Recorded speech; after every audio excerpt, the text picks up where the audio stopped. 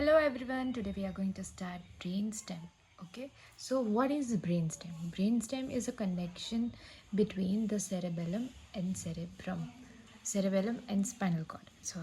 Consists of midbrain, pons, medulla oblongata. So here is the brain where it connects with the spine and cerebrum. Okay. The features of midbrain pons medulla are it is situated via cerebral peduncle, superior colliculi, which uh, has visual reflex, okay, the eye reflex. Then internal colliculi has auditory reflex, okay. Pons is a bridge between the cerebellum and cerebrum. So here is the pons, which is the bridge between the cerebrum and cerebellum. So here you can see, here will be the cerebellum. Then it is connection between the cerebellum and cerebrum. It consists of pontine nuclei. Then medulla oblongata. Okay, it has primary and olivary nucleus. Primary nucleus regulates the motor let's say nuclei, and olivary has the infero-olivary nuclei. It regulates the balance. Then coming to the cranial nerves, which arises from the brainstem. So in midbrain, there are two cranial nerves, which is 3 and 4. In pons, there are 4, 6, 7, 8, 5. Medulla oblongata has 4, 9, 10, 11, 12.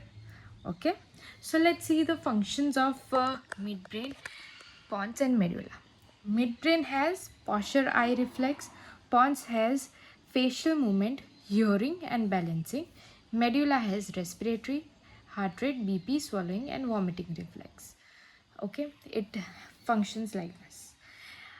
Reticuli formation means what are the passages which are uh, going through the brainstem.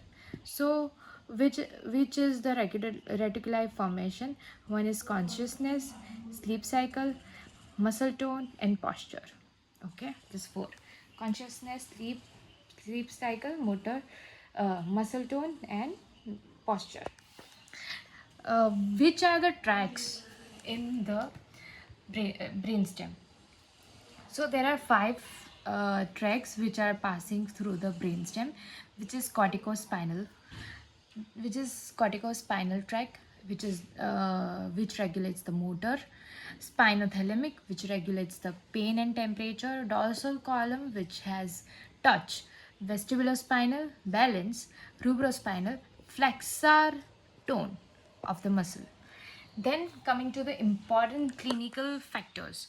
If lesion happens to the brainstem, it can go into cranial nerve palsy, contralateral hemiplegia, diathesis, ataxia, respiratory problem, alternate consciousness.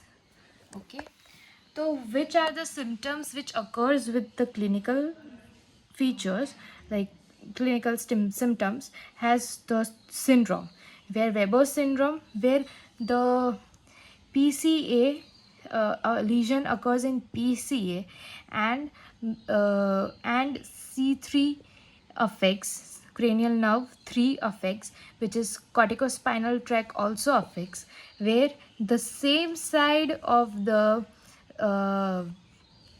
cranial nerve is affected, but in the body we get opposite side, which is if the spinal thalamic tract affect, the body is affect opposite, and if the CNS 3 affect, it has the same side.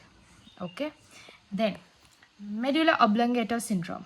It is a lesion in the ACA where pyramid has motor, medulla mid lemniscus has sensory, 12th cranial nerve is affected where tongue deviates towards the affected side. Then coming to lateral medullary syndrome. Lateral medullary syndrome of lesion occurs in PICA where spinothalamic tract is affected, vestibular nucleus is affected, then nucleus amygdalosus is affected, sympathetic fibers are affected, contralateral pain is seen and temperature loss is seen. Diaphasia and diathesis is seen. Ataxia, or you can say as Horner syndrome. Okay, so here is the thalamus. So here is the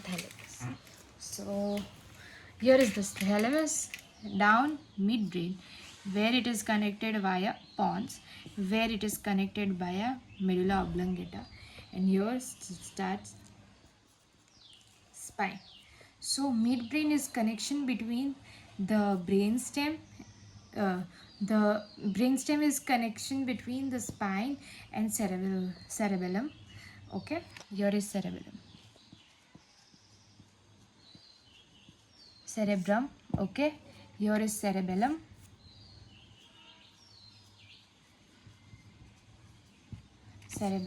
And here is spine. So it is connection, brain stem is a connection between the spine and cerebrum. Okay, pons and medulla oblongata, pons and midbrain is the connection forms a connection for the cerebellum. Okay, so let's revise. First of all, what is brainstem? Brainstem is formed by three. It has three parts: midbrain, pons, and medulla oblongata. Okay, it is connection between cerebrum and spine. Okay, and here midbrain and pons is a connection of cerebellum. Then we have seen that what all things are in midbrain, pons, and medulla. Midbrain has cerebral peduncles. Cerebral peduncles has superior colliculi, which controls the eye reflex. Then inferior colliculi, which controls the visual reflex. Okay, then we have seen that which are the cranial nerves. Cranial nerves in here is only two, which is 3 and 4. Okay, then we have seen what is it has the function. Function is posture maintain and eye reflex. Then we have seen pons. So pons is a bridge connection between the cerebellum and cerebrum. It is a bridge connection of cerebellum and cerebrum. Then it has pontine nuclei in this. Then it has cranial nerve number 5, 6, 7, and 8. 4 cranial nerves. It has function of it has function of facial movement, hearing, balancing. Okay, then coming to the medulla oblongata, where it has two nuclei, pyramidal nuclei and olivary nuclei. So pyramidal nuclei regulates motor nuclei, and Oliveri nuclei has inferior Oliveri nuclei. It controls the balance.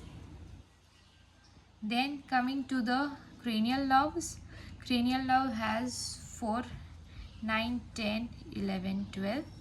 Then it has function of respiratory, heart rate, BP, swallowing and vomiting.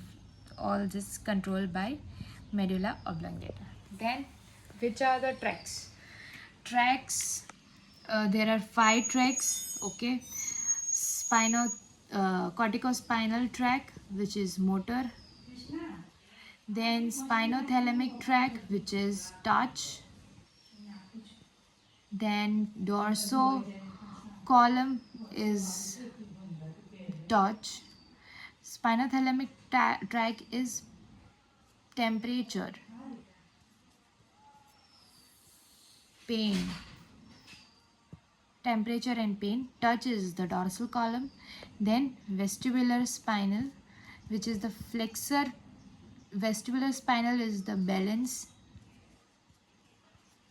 and rubrospinal is the flexor tone regulator. Then coming to the clinical aspects, we can see cranial nerve palsy, contralateral palsy, diarthritis, ataxia, respiratory problem, alertness and all. So syndromes, 3 syndromes: Weber's, mid-medulla syndrome, lateral medullary syndrome, where Weber's has PCA, medial has ACA, and lateral medullary syndrome has PICA. Then it occurs in mid-brain. Okay, third cranial nerve is affected. If cranial nerve is affected, lesion affection can see at the same side, but in body there is opposite. Which tract is affected? Corticospinal tract is affected. Mid medullary reflex has primary motor problem is seen. Then middle lemniscus, where sensory is also affected, tongue deviate to the affected side. Then PCA, PICA, spinothalamic tract is affected, vestibular nuclei is affected, nucleus ebrida is affected, sympathetic fibers are affected, contralateral pain is seen, and temperature sensation loss is seen. Dysphagia plus dysarthria is seen, and Horner's syndrome is seen, which is ataxia. Thank you.